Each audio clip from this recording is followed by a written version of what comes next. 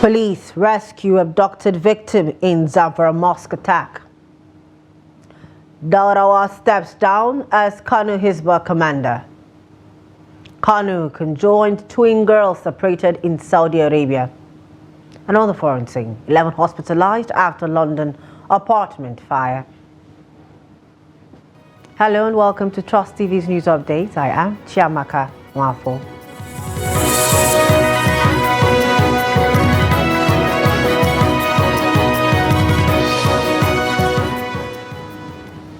Thanks for joining us. In a dramatic turn of events, the Nigerian police force has successfully liberated one of the 3 kidnapped victims from the clutches of the abductors in Zamfara State. According to a statement by ASP Yazid Abubakar, the police public relations officer for the Zamfara State Command, on February 29, 2024, a group of unidentified armed assailants suspected to be armed bandits wielding sophisticated weaponry clandestinely infiltrated a Jumat mosque on the Hospital Road of the Safe local government area in Zamfara State. Their sinister motive was to orchestrate a spree of abductions. However, amidst the chaos, the worshippers valiantly evaded capture, leaving behind only 3 vulnerable elderly individuals who were swiftly whisked away to an undisclosed location by the assailants. In a swift and decisive response, mobilized quick response teams launched a relentless search and rescue operation. Their efforts led them into deep terrains bordering the Dangojeru forest, where the suspected armed bandits had sought refuge. The teams forced the bandits to relinquish one of their captives who had fallen behind and could not march their swift pace. The rescued victim, upon receiving necessary medical attention, was joyously reunited with their family. Tragedy struck the Federal University of Technology Owerri community as a student lost his life and several others sustained injuries in a distressing incident linked to occult activities. The unsettling event unfolded on a somber Friday morning when a group of students from Imo State University reportedly infiltrated the FUTO campus via motorcycle convoy, igniting a clash between the 2 groups. Amidst the confrontation, the FUTO Mano War commander suffered a fatal stab wound to the neck inflicted by one of the IMSU students, tragically leading to his immediate demise. The profound loss and the injuries inflicted have plunged the university community into mourning and disbelief, underscoring the urgent need for collective efforts to address and prevent such senseless acts of violence. Solid security response to recent incidents of alleged attacks and vandalism following President Bola Tinubu's visit to the state on February 28, 2024. Governor Lucky Aiyedatiwa of Ondo State has issued a stern directive to law enforcement agencies. He has instructed them to apprehend and prosecute individuals involved in any form of violent political activities within the state. In a statement released by Prince Ebenezer Adeniyi, the Chief Press Secretary to the Governor, on February 29, 2024, Governor Aiyedatiwa reiterated his administration's unwavering commitment to upholding peace and tranquility in the state. He emphasized that any actions that disrupt the peace will not be tolerated. The governor emphasized that no one associated with the state government was involved in the reported incidents attributed to political thugs during the president's visit to Owo and Akure. Furthermore, Governor Aiyedatiwa called upon politicians and their supporters to conduct their campaigns in a manner that is focused on addressing issues free from blackmail, falsehoods, and any tactics aimed at inciting the public or intimidating opponents. Over in Kano State, Sheikh Aminu Ibrahim Daurawa, the Commander General of Kano Hisbah Board, has tendered his resignation from his position. Announcing his decision via a brief video shared on his official Facebook page on Friday, Daurawa's resignation came swiftly after Governor Abba Kabir Yusuf expressed reservations about the operational strategies employed by Hisbah in combating acts deemed immoral within the state. Governor Yusuf, in a meeting with ulama at the government house, voiced concerns about Hisbah's approach, particularly its practice of conducting raids in public spaces under the guise of apprehending individuals involved in prostitution, which he deemed as uncivilized. Additionally, Governor Yusuf emphasized the necessity for Hisbah to reconsider its methods of apprehending suspects, urging the board to undertake a thorough review to rectify societal wrongs. Responding to the governor's remarks, Daurawa defended Hisbah's actions under his leadership, highlighting the board's efforts to address immorality, particularly instigated by social media influencers in alignment with Islamic principles. Despite maintaining the righteousness of Hisbah's endeavors, Daurawa expressed his decision to resign from his role, extending well wishes to Governor Yusuf and his administration. Speaker of the House of Representatives Tajuddin Abbas has reaffirmed the government's commitment to addressing food sufficiency and combating hunger and malnutrition in Nigeria. This assurance was given during the inauguration of the House Committee on Nutrition and Food Security, chaired by Chike Okafor. Speaker Abbas emphasized the crucial role of the committee in fulfilling the House's mandate of ensuring the security and welfare of Nigerians. He noted the challenges posed by climate change, inflation and insecurity, which have exacerbated the food crisis in Nigeria. Chike Okafor, chairman of the committee, expressed appreciation for the House leadership's decision to establish the specialized committee focusing on food security and nutrition. He highlighted the urgent need for legislative measures to address the current economic challenges, including food insecurity and rising inflation. Minister of Budget and Economic Planning Atiku Bagudu commended the legislative efforts, noting Nigeria's participation in the United Nations Food Systems Transformation Initiative. He emphasized the importance of aligning agricultural policies with food security objectives to address the country's food crisis effectively. Let me also re-emphasize the position of the House to improve food and nutrition for our people.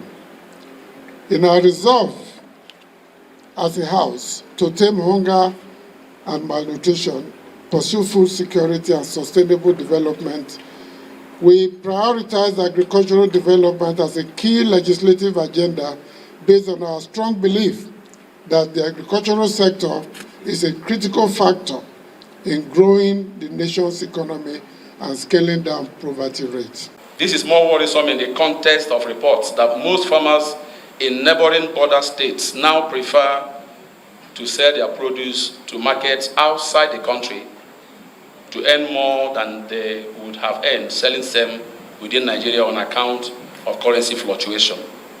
In the light of the above, this committee deems it wise to propose the declaration of state of emergency in nutrition and food security in Nigeria. We recall that in the last administration under former President Muhammadu Buhari, a National Food Security Council was created, chaired by the President himself, and I was privileged to be the Vice Chair of that National Food Security. And what led to it is the recognition that food security is not an agriculture issue, it's not a health issue, it's not an environment issue, it's not a physical security issue, it's all of it.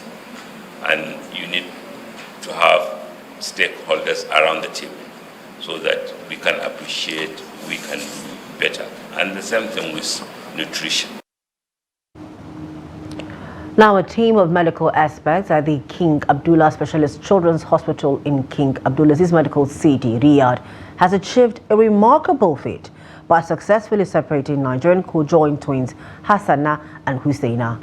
Following a meticulous 14-hour surgery conducted on Thursday, the operation was carried out under the directives of custodian of the two holy mosques, King Salman bin Abdulaziz Al Saud and His Royal Highness Prince Mohammed bin Salman bin Abdulaziz Al Saud.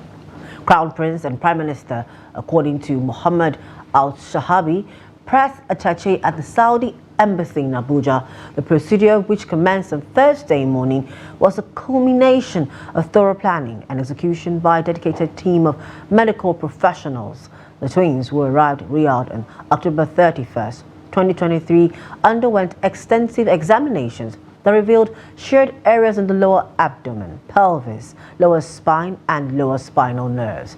The surgery, executed in 9 planned stages, involved a team of 38 consultants, specialists, technicians, and nursing staff specializing in various fields. This landmark achievement marked the 6th straight operation carried out by the Saudi program for separating Siamese twins, which has provided care for 135 conjoined twins from 25 countries over the past 34 years. Leaving now, residents of Bauchi State are now resorting to a local sweetener known as mazakwela for their daily use following the surge in the price of sugar. The situation has stimulated demand for the locally made coated brown sugar, which is now prevalent and affordable within markets in the state. Now, Trust TV's Adamu Imam tells us more. Mazakwela is the term used to refer to this local brown sugar made from sugar cane without any form of preservative.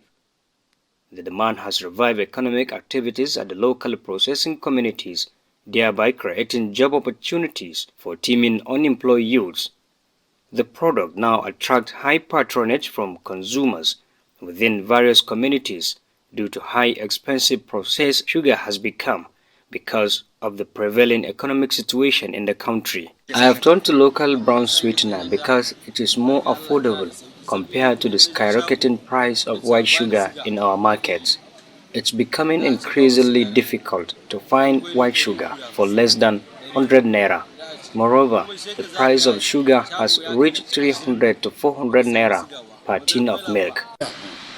I can tell you that I prefer using this in my tea, or in my kamu or ogi or pap, more than using that white sugar.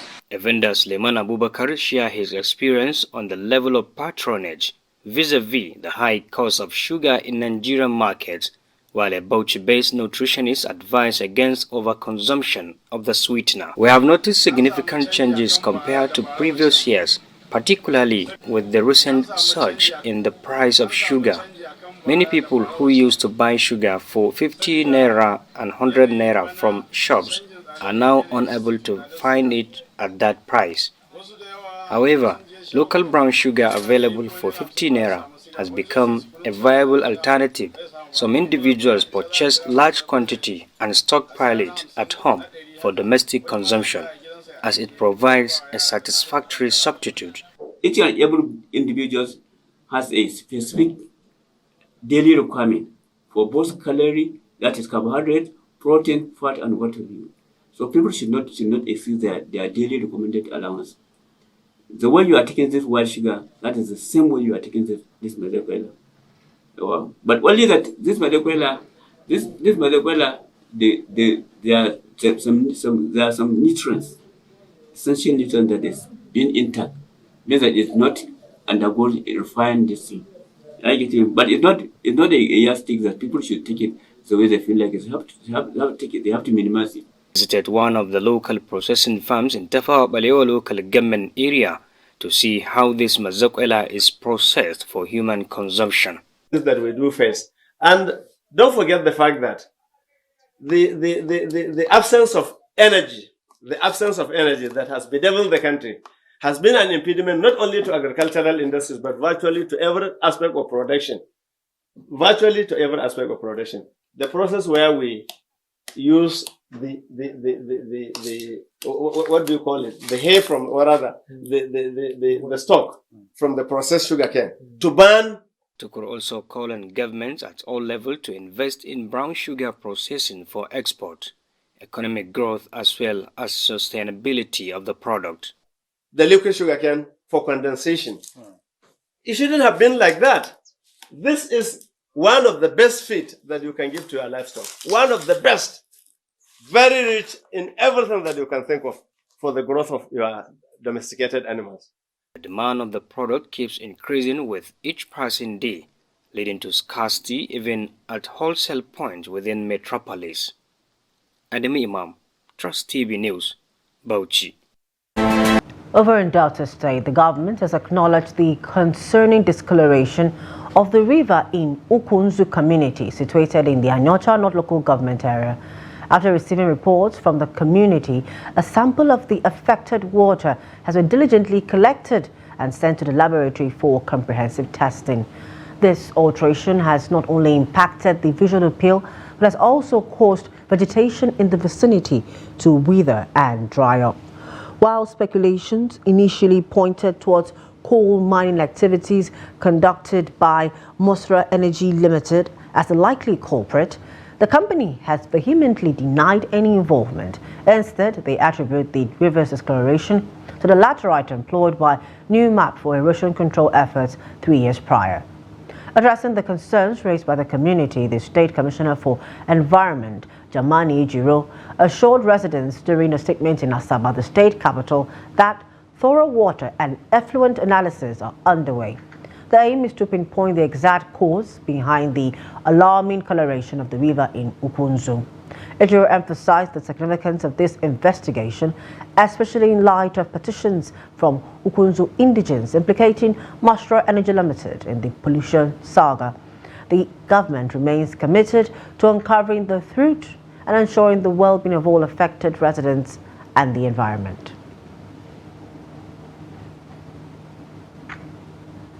This is the news update on Trust TV. Coming up, Abuja residents decry blackouts amid heat wave. More when we return. Just stay with us. Welcome back. Thanks for staying with us. And if you're just joining us, this is a news update on Trust TV. A recap of our top stories. Police rescue abducted victim in Zamfara mosque attack. Daurawa steps down as Kano Hisba commander. Now to more news. Governments at all levels in Nigeria have been charged to establish mechanisms to support vulnerable citizens, especially those with disabilities. Lack of effective laws and structures to protect their rights necessitates immediate action to ensure inclusivity and welfare for all. Hamido Yegbade tells us more. Despite pledges from successive governments to improve the conditions of vulnerable citizens in Nigeria, the reality falls short. Poor women, children, and persons with disabilities face immense hardship due to inadequate social support and assistance. In Osun State, although the Child Rights Act and Violence Against Persons Prohibition Law have been domesticated, their implementation remains inadequate. Furthermore, the Disability Act is yet to be domesticated, compounding the challenges faced by vulnerable individuals in the state. As far as the Disability Act domesticating in the state is concerned, we are making efforts, but unfortunately, the bill is yet to be domesticated. The major thing that we did last year was to meet with the people. I mean, we had the public, public hearing on the bill. So the law, I would say that the judicial system has always taken judicial care of the needs of these people. And I know that the trend continues up to now. That's why the fact that the government is trying its best, but the government still need more chances, at least to support the persons with disabilities, so that to make life easy and available for them. On International Wheelchair Day, March 1st, women with physical disabilities highlight mobility as their primary challenge. This we can call this one our legs. Without this, there's nowhere we can go. There's nothing we can do. If I don't have this wheelchair now, it will be very, very difficult for me to move from my environment, move from here to anywhere. My house is in an extreme place. It's very, very not convenient. So I can see means of transportation is very major thing now. And some of us that are unemployed also, they need, so that they will not be begging on the streets. They need job. As part of their contributions to the community, some indigents of Osogbo donated wheelchairs to persons with disabilities. So some hospitals were earmarked, primary healthcare centers were given wheelchairs. So also we have the primary healthcare centers, the teaching hospital, the state hospitals, then people with disabilities too. These wheelchairs were extended to them So 71 wheelchairs were distributed today in the name of Osogbo Ashby Sister Cities and Ashby Sister Cities Incorporated. Stakeholders called on government and public-spirited individuals to support vulnerable citizens and particularly persons with disabilities. Amid Oyegbade, Trust TV News, Osogbo. There you have it. Now let's get back to Abuja, where the erratic power supply has become increasingly unbearable for residents, particularly those relying on cooling appliances like fans and air conditioners. Supply shortages result in these essential appliances being turned off for extended periods, exacerbating discomfort, especially during the current heat wave, with temperatures soaring above 35 degrees Celsius in the nation's capital. Ibrahim Ismail from Trust TV takes a look at the impact of electricity blackouts on Abuja residents, shedding light on the challenges they face in coping with the sweltering conditions. As Thursday afternoon temperatures in Abuja soared beyond 35 degrees Celsius, the unforgiving heat wave spared no one. However, what exacerbates the situation further is the inability of residents to utilize cooling fans and air conditioners, all due to the erratic power supply plaguing the city. Now we're looking at this weather, there's no light, you have newborn babies, you have mothers with children. How do they cope at night? For those who don't have generating set, for those who even when they do have the generating set, they don't have money to buy fuel. Because are you going to think of fueling or food to put on the table for your children to eat? So it's been very difficult, but that's just reality. There's no stable light, and coupled with the heat, in fact, I am we are unable to cope with it. Okay, and because of the poor supply of electricity, to get a fuel is not even easy. As you can see, I came to get a supplement. I couldn't get chilled one. I have to be served with a hot drink because the light is not there. Okay? And the tariff, the worst aspect of it is that the tariff is even increasing every day. The erratic power supply in the Federal Capital Territory is a source of concern for all residents. As the fasting period for the holy month of Ramadan approaches, Muslim faithful express apprehension that if the issue is not properly addressed, it will exacerbate hardships for families. This underscores the significant humanitarian ramifications stemming from the unreliable electricity services in the country. Fasting is fast approach. Without light, we cannot cope up with this hot weather. So please and please, in this hot weather now, around everywhere you go now, the weather is very harsh.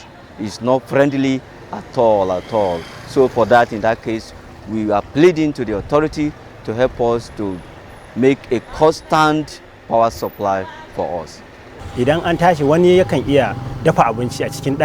One can cook when there is electricity, but without it, one cannot cook food to break the fast or even get cold water. It will be difficult.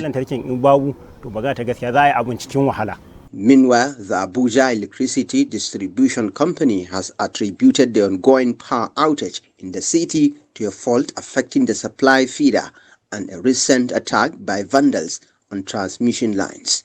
However, residents are urging the Minister of the Federal Capital Territory, Abuja, Nyesom Wike, to intervene and address the persistent issue of erratic power supply, which continues to take a toll on the residents. Ibrahim Ismail, Trust TV News, Abuja.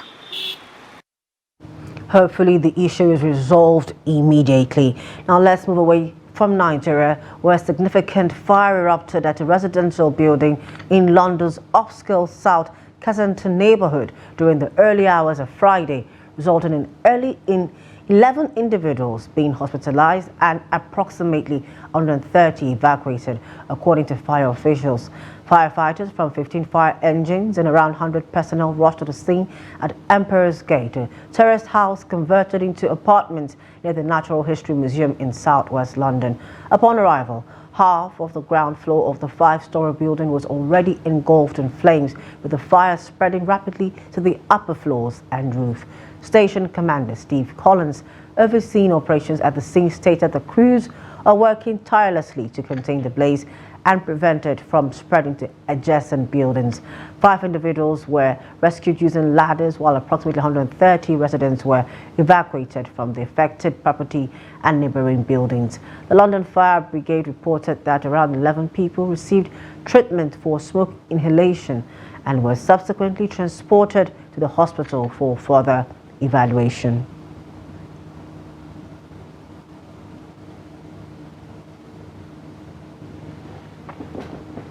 And with that, we've come to the end of the news at this hour. For more news, programs, and documentary, please do what to follow us on all our social media platforms. I am Chiamaka Nwafo. On behalf of the news department, thank you for watching.